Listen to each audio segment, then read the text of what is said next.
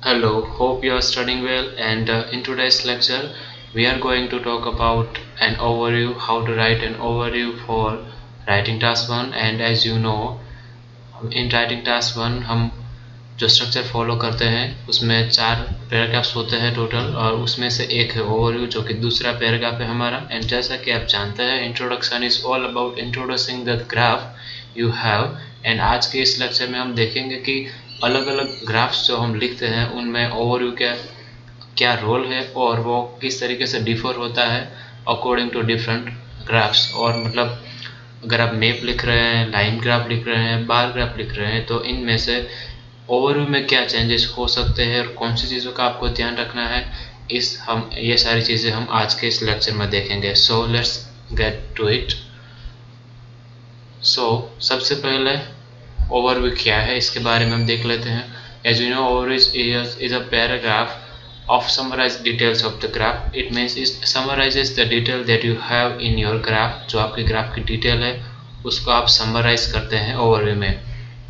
Sometimes written in the introduction as second sentence. कभी कभी क्या होता है कि जब ओवरव्यू और इंट्रोडक्शन छोटे हो मतलब शॉर्ट एक ही सेंटेंस में होते हैं यूजुअली, मगर कभी आपको लगे कि ये अच्छा नहीं दिख रहा है तो आप उसको इंक्लूड कर सकते हैं एक ही पैराग्राफ में, मतलब introduction plus overview and then you will have two different body paragraphs or you can have also third body paragraph depending upon the content and detail and the graph you are writing. Okay, अब होता क्या है overview किस बारे में होता है।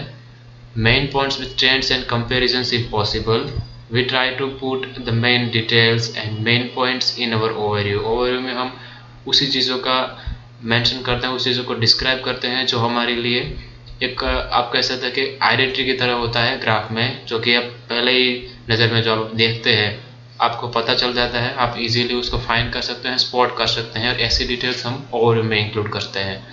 And another point is that हम फिगर इंक्लूड नहीं करते हैं। फिगर्स जो भी डेटा दिया गया है, मान लीजिए आपको मिलियन बिलियन में कोई डिटेल दी गई है न्यूमरल डिटेल स्टेटिस्टिकल, तो ऐसी डिटेल आप नहीं लिखेंगे कि इन 2010 इट वाज अप्रोक्सीमेटली और एक्स वाई जेड जो भी है, आप वो नंबर और फिगर मेंशन नहीं करेंगे ओवरव्यू में, क्योंकि वो हम बॉडी पैराग्राफ में करेंगे तो ओवरव्यू में लिखने का उसका कोई लॉजिक ही नहीं है, it is totally illogical. Tense क्या यूज़ करना है, कोई भी ग्राफ हो टेंस वही यूज़ करना है जो आपके पास जो टाइम है उस टाइम को आप स्टडी करें, देखें कि क्या टाइम दिया गया है। अगर जो आपको साल दिए गए हैं वो ईयर है, मान लीजिए वो 2010 या मतलब 2010 है या फिर 2030 है, तो 2010 के केस में आप देख सकते हैं कि वो पास्ट है हमारे लिए, so we will use simple past tense. And अगर मान लीजिए कि आपको कोई फ्यूचर का टाइम मिल गया है, फिर फ्यूचर एक्सपेक्टेशंस या फिर ऐसा कोई फोरकास्ट वगैरह की डिटेल दी गई है, then we will be using future tense for that and we will that discuss that in a different lecture. So tense क्या यूज़ करना है, सबसे पहले look for the verb tense you must use. आपको देखना है कि वर्ब टेंस कौन सा यूज़ करना है, मतलब सिंपल प्रेजेंट यूज़ करना है, पास्ट यूज़ करना है या फ्यूचर करना है, वही आपको सबसे पहले ऑब्जर्व करना है। एंड उसके लिए आपको देखना है कि द टाइम्स ऑफ टाइम क्या है, टाइम का टेंस क्या हो सकता है और आपको कैसे पता चलेगा। आपको ये चेक करके पता चलेगा कि डेज मंथ्स एंड ईयर्स क्या है, जो भी आपको दिए गए हैं detail, whether it is months years और डेट्स, एंड जो ग्राफ की जो डिटेल है उससे पता चलेगा। और ओवरव्यू कैसे लिखते हैं एंड कौन सी चीज़ों का ध्यान रखना है इसके बारे में सबसे पहले प्रोसीजर क्या देख लेते हैं। Look at the graph and observe, ये सारी चीज़ें हैं जो आपको ऑब्जर्व करनी है to have a better overview.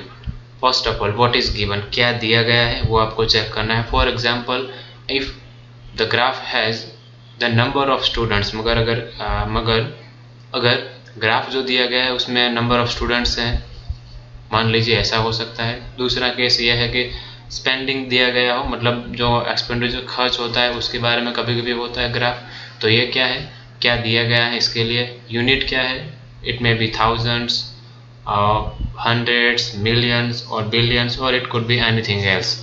Analyse the trends, trends कौन से हैं, does it remain stable, increase होता है, डिक्रीज होता है या फिर इंक्रीज डिक्रीज होता रहता है जैसे हम फ्लक्चुएशन कहते हैं, तो ये सारी चीज़ें आपको नोट करनी है।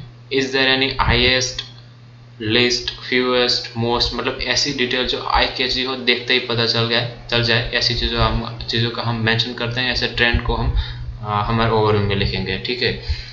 अब मेन पॉइंट्स क्या है, what are the main points, the most important trends जो है वो हमारे लिए मेन पॉइंट्स है। As IELTS gives us an instruction that states clearly that summarize the graph and include main points and make comparisons where relevant, मतलब main feature जो और point है उसको लिखना है और कंपैरिजन करना है, मतलब ओवरव्यू में आपको यही तो करना ही है। और सम कंपैरिजंस, मेन पॉइंट्स एंड जो होते हैं वो कंपैरिजन हो सकते हैं और वो मोस्ट इंपॉर्टेंट ट्रेंड्स हो सकते हैं, whether it is highest, lowest, fewest, most, list, ऐसी चीज़ें जो भी है वो आप उसमें मेंशन करेंगे।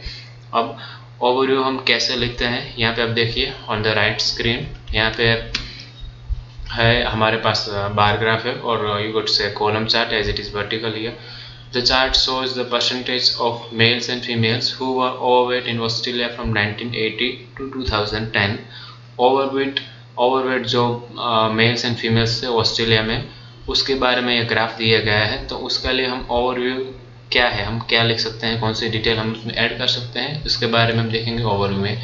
As you can see here on the x axis we have percentage ranging from 0 to 70%, and on here horizontal axis we have different for years 1980, 1990, 2000 and 2010, and as you can see here males, which is blue here, it denotes blue color denotes here details for males, and besides that here you can see beside females, and it is in maroon color। so हम देखेंगे कि overview में हम क्या लिख सकते हैं, मगर ऑब्जर्वेशन अगर करें हमारे पास ये है ओवरवेट पीपल जो ऑस्ट्रेलिया के हैं उनकी डिटेल दी गई है जेंडर वाइज। यहाँ पे उनका प्रोपोर्शन मतलब परसेंटेज, रेट और रेशियो दिया गया है। यहाँ पे साल है हमारे पास 4, और आप अगर आपका ओवरऑल ऑब्जर्वेशन अगर आप देख सकते हैं कि जो ब्लू बार है वो ज़्यादा है मरून से, मतलब जो मेल्स में जो देखा गया ओबेसिटी का जो प्रोपोर्शन था वो यूजुअली हायर है, उनका मतलब नंबर हायर है वो जो कि ओबेस थे। एंड यूजुअली अगर आप देखें तो यहाँ पे 1980 से लेकर 2010 तक ये इंक्रीज हुआ है। सो ओवरव्यू में मैंने क्या लिखा है, overall as it can be seen from the details more males were the victim of obesity, मतलब जो ओवरवेट थे उनको मैंने उस वर्ड को मैंने पैराफ्रेज किया है कि वो विक्टिम्स थे ओबेसिटी के।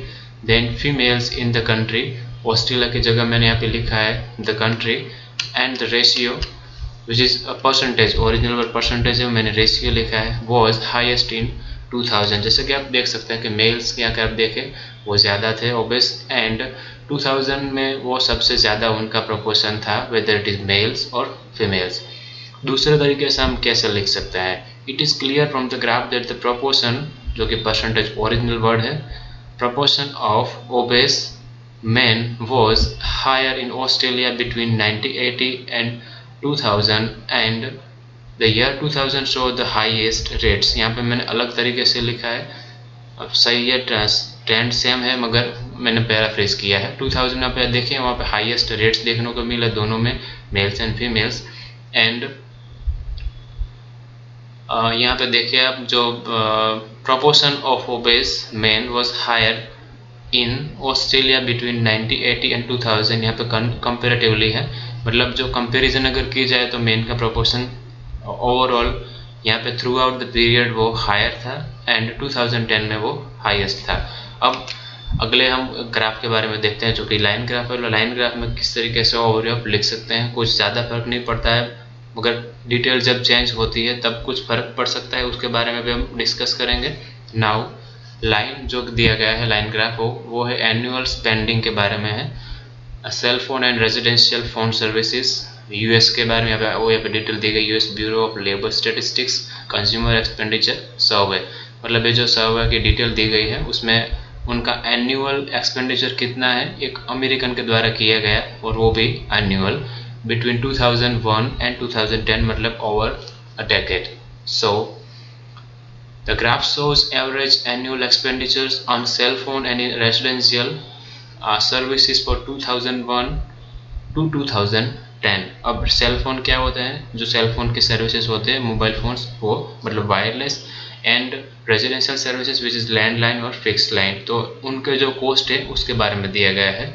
नाउ यहाँ पे आप देख सकते हैं, यहाँ पे ये जो लाइन है मतलब ग्रीन, उसका कलर थोड़ा फीका है, दिख नहीं रहा है, मगर ग्रीन हम उसको मान सकते हैं, ये सेलफोन सर्विसेज है। एंड यहाँ पे आप देख सकते हैं थोड़ा ब्राउन या पता नहीं कौन सा कलर है, वो रेसिडेंशियल फोन सर्विसेज है, मतलब फिक्स्ड लाइन है। मगर एक आपका ऑब्जर्वेशन यही कहेगा कि अगर आप देखें यहाँ पे वो इंक्रीज हुआ है, मतलब सेलफोन सर्विसेज इंक्रीज हुई है, and on the other end it there was an opposite trend in cellphone services. यहाँ पे देखिए सेलफोन सर्विसेज में अपोजिट ट्रेंड देखने को मिलता है। यहाँ पे साल दिया गया है, on horizontal and vertical axis has annual spending ranging from $200 to $800। सो ये हमारा ओवरऑल ऑब्जर्वेशन है।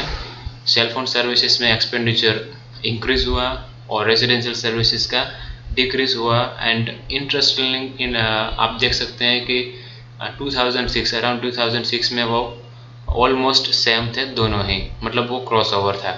तो अब देखते हैं ओवरव्यू में मैंने क्या लिखा है। ओवरऑल द एक्सपेंसेस, मतलब एक्सपेंडिचर का मैंने सिनोनिम यूज किया है, expenses on cellphone services increased gradually. यहाँ पे देखिए आप, whereas the same for landline phones experienced a slow decrease throughout a decade 2001 to 2010। मतलब यहाँ पे देखिए सेलफोन में ये इंक्रीज हुआ है ग्रेजुअली, धीमे धीमे, मतलब स्लोली। एंड whereas यहाँ पे देखिए ऑपोजिट ट्रेंड था, द सेम फॉर मतलब द सेम मतलब द एक्सपेंडिचर और स्पेंडिंग फॉर लैंडलाइन और residential phones experienced a slow decrease. मतलब जो एक्सपेंडिचर था रेजिडेंशियल सर्विसेज का, उसने क्या एक्सपीरियंस किया, डिक्रीज एक्सपीरियंस किया। ओके, अब दूसरा मैंने किस तरीके से लिखा है, overall as it is illustrated by the graph, the spending expenditures on both phone services in the US witnessed an opposite trend between 2001 and 2010। ये मैंने थोड़ा सिंपल ही लिखा है, मतलब देखिए दोनों का ये ट्रेंड ऑपोजिट है, वही मैंने लिखा है। और इससे अच्छा ओवरऑल या फिर ओवरऑल ऑब्जर्वेशन हो नहीं सकता, इससे ऐसी समरी हो नहीं सकती है। अगर आप कुछ अच्छा सोच सकते हैं तो it can be better and can help you get a good bench score. Now instruction थोड़े देख लेते हैं कि ओवरव्यू, अगर डायग्राम के बारे में अगर आप लिख रहे हैं तो थोड़ी सिचुएशन डिफरेंट हो सकती है। जैसे कि मैंने इन द बिगिनिंग कहा था कि अगर आप कुछ डिफरेंट तरीके से लिख रहे हैं ग्राफ, मतलब उसको डिस्क्राइब कर रहे हैं, तो थोड़ा सा चेंजेस होता है कभी कभी। देखिए फ्लो चार्ट अगर आप लिख रहे हैं which is main made processes, मतलब जो प्रोसेस देखे जाते हैं फूड इंडस्ट्रियल प्रोसेसेस होती है, मतलब फूड फैक्ट्री में से जो कि फूड प्रोड्यूस करते हैं, प्रिपेयर करते हैं, उसके बारे में हो सकता है। और कोई और तरीके की मतलब प्रोसेसेस आपको एक्सप्लेन करने को, डिस्क्राइब करने को मिल सकती है टास्क 1 में। अगर फ्लो चार्ट है जो कि मैन मेड प्रोसेसेस डिस्क्राइब करता है, इलस्ट्रेट करता है फ्लो चार्ट, तो क्या होता है कि आप उसमें इंक्लूड करते हैं कॉम्प्लेक्सिटी, मतलब प्रोसेस कितनी इजी है या फिर वो डिफ़िकल्ट है या फिर उसके स्टेप्स कॉम्प्लेक्स है या फिर सिंपल है, वो सारी चीज़ें। And then number of steps, how many steps it has, वहाँ पे उसके स्टेप्स कितने हैं ये भी इंक्लूड करते हैं। Natural cycle, if you get a natural cycle then what could be what could be added or what could be written in the overview। Stages and some highlights, stages कौन से हैं and some highlights, अगर natural cycle के हम देखेंगे कि आगे के लेक्चर में आगे में, मतलब जो हाईलाइट कभी कभी होते हैं आप उसको ओवरव्यू में लिख सकते हैं। अगर कभी कभी क्या होता है कि कोई डिवाइस का जस्ट वर्किंग और फंक्शनलिटी के बारे में एक ड्रॉ किया होता है, ऐसा डायग्राम भी लिखते मिलता है हम टास्क 1 में एज क्वेश्चन, तो उसमें क्या होता है कि ओवरऑल फंक्शनलिटी एंड उसकी कॉम्प्लेक्सिटी के बारे में हम लिखते हैं ओवरव्यू में। अब देखते हैं डायग्राम का ओवरव्यू किस तरीके से हम लिखते हैं। यहाँ पे देखिए ऑन द राइट स्क्रीन आप देख सकते हैं the life cycle of a butterfly, मतलब एक बटरफ्लाई का लाइफ साइकिल दिया गया है। यहाँ पे आप देखिए एग से लीव्स है, यहाँ पे देन एरो दिया गया है, मतलब ये आगे के स्टेजेस के लिए है। यहाँ पे देखिए अब लिखा हुआ है कैटरपिलर एंड देन यहाँ पे कुछ लिखा है सीरीज, दिख नहीं रहा है कुछ, पता नहीं क्या है, इमेज थोड़ी अनक्लियर है। तो यहाँ पे यह जो भी है उसका नाम लिया गया, वो मतलब वो एक स्टेज है बटरफ्लाई का। एंड देन आगे के स्टेज में यहाँ पे बटरफ्लाई आप देख सकते हैं fully grounded mature. And then here we see the arrow which goes to leaves and eggs, which means that butterfly is ready and it reproduces again, reproduces। Question क्या है, the diagram shows the life cycle of a butterfly, butterfly का life cycle क्या होता है वो show कर रहा है। Overall an adult mother butterfly lays eggs on leaves and after hatching into caterpillars they grow as butterflies and reproduce। मतलब ये क्या होता है कि एन एडल्ट मदर बटरफ्लाई, जैसा ये थोड़ा कॉमन सेंस ही है कि जो बटरफ्लाई होगा वो मदर होगा usually as it lays egg, and वो एडल्ट होगा, तो मैंने यहाँ पे एडजेक्टिव ऐसे यूज़ करी है। अब वो एग यहाँ पे रखता है, मतलब उसको जो भी आप समझे, on leaves and after hatching, मतलब जो एग में से जो निकलते हैं उसको कैटरपिलर कहते हैं, मतलब उनका हैचिंग होता है into caterpillar. They grow as butterflies, यहाँ पे वो होते हैं बटरफ्लाई बनते हैं, एंड देन बटरफ्लाई रिप्रोड्यूस करते हैं, मतलब मेटिंग करते हैं, and then again they lay eggs and the cycle repeated. यहाँ पे आप सबसे एक याद रखने वाली बात है कि यहाँ पे हम जो यूज़ करते हैं लैंग्वेज वो पैसिव हो सकती है कभी कभी, and in most cases it will be active and simple present tense में ही साइकिल हम लिखेंगे। सो ये आपको याद रखना है, पैसिव कभी कभार यूज़ करना है, मगर आपको बहुत ही केयरफुल रहना होगा इस बारे में, आप हो सकता है कि आप मिस्टेक कर दें। अब देखते हैं फ्लो चार्ट। फ्लो चार्ट यहाँ पे जो दिया गया है वो ऑलिव ऑयल के बारे में है। यहाँ पे देखिए question, the diagram shows how olive oil is extracted, मतलब ऑलिव ऑयल कैसे एक्सट्रैक्ट किया जाता है ऑलिव फ्रूट में से, उसके बारे में प्रोसेस दी गई। यहाँ पे देखिए picking and rinsing, then cold water, belt, smashing, ऐसे सारे लेबल दिए गए हैं, और उसको ऑब्जर्व करके हम किस तरीके से लिखते हैं, जैसे कि मैंने बताया थोड़ी देर पहले, ये जो फ्लो चार्ट होता है उसमें जो प्रोसेस होती है मैन मेड, इसमें हम क्या करते हैं कि यूजुअली उसकी कॉम्प्लेक्सिटी एंड मेन स्टेजेस के बारे में हम लिखते हैं। सो क्या हो सकता है ओवरव्यू, यहाँ पे देखिए ऑलिव ऑयल को पिक किया जाता है and then it goes through some processes and then at the end it is, यहाँ पे देख सकते हैं ऑयल एंड वाटर सेपरेट किया जाता है, मतलब water is separated from the oil and then it is ready to be sold, and यहाँ पे देखिए स्टोरेज एंड सेल लिखा है, मतलब उसका स्टोरेज होता है एंड देन उसका सेलिंग होता है। तो ये फाइनल स्टेज है, तो मतलब फाइनल स्टेज लिखेंगे, फर्स्ट स्टेज लिखेंगे, एंड देन हम लिखेंगे कि इट गोज थ्रू और it passes through various situation. और यहाँ पे ये जो हम यूज़ करते हैं वो एक्टिव वॉइस यूज़ नहीं करते हैं, यहाँ पे पैसिव करते हैं। नेचुरल साइकिल में हम एक्टिव यूज़ करते हैं, क्योंकि वहाँ पे जो होता है सब्जेक्ट होता है वो लिविंग होता है, लिविंग थिंग्स हो गए सच एज बटरफ्लाई, फ्रॉग और any kind of this things, sorry this insects, और जो भी आपका है, तो हम वहाँ पे यूज़ करेंगे एक्टिव और यहाँ पे यूज़ करेंगे passive. That's the difference. Now यहाँ पे देखिए ओवरव्यू क्या हो सकता है इसका। Overall the process has numerous steps as I said. यहाँ पे अगर आप नंबर भी उसका कह सकते हैं कि 8, 10, 12 जो भी हो, मगर यहाँ पे मैंने नहीं लिखा है क्योंकि बहुत थोड़े ज़्यादा स्टेप्स थे। So the process has numerous steps and begins with picking olives. यहाँ पे शुरुआत कहाँ से होती है, पिकिंग ऑलिव और ऑलिव फ्रूट्स, मतलब ऑलिव को उनको पिक किया जाता है, and eventually water is separated from the oil. यहाँ पे देख सकते हैं एवेंचुअली मतलब eight the and oil is separated, sorry water is separated from the oil which is sent for selling, मतलब ऑयल में से पानी निकाल दिया जाता है एंड देन ऑयल सेलिंग के लिए भेज दिया जाता है। तो यह था आज का लेक्चर ओवरव्यू के बारे में कि हम किस तरीके से लिखते हैं अलग अलग ग्राफ के लिए ओवरव्यू। एंड जैसा कि आप जानते हैं कौन सी चीज़ों का ध्यान रखना है, ये बहुत ही इम्पोर्टेंट है, मतलब क्या दिया गया है ये सारी चीज़ें आपको ऑब्जर्व करनी है। आई एम रिपीटिंग अगेन, क्या दिया गया है, what is given, number of students दिया गया है, स्पेंडिंग है, यूनिट क्या है उसका, आपको ट्रेंड एनालाइज करना है, and then what are the main points, and when you finish this you will have enough data to put in your overview. So I hope you understand, and that's it for today, and we'll see you in another lecture.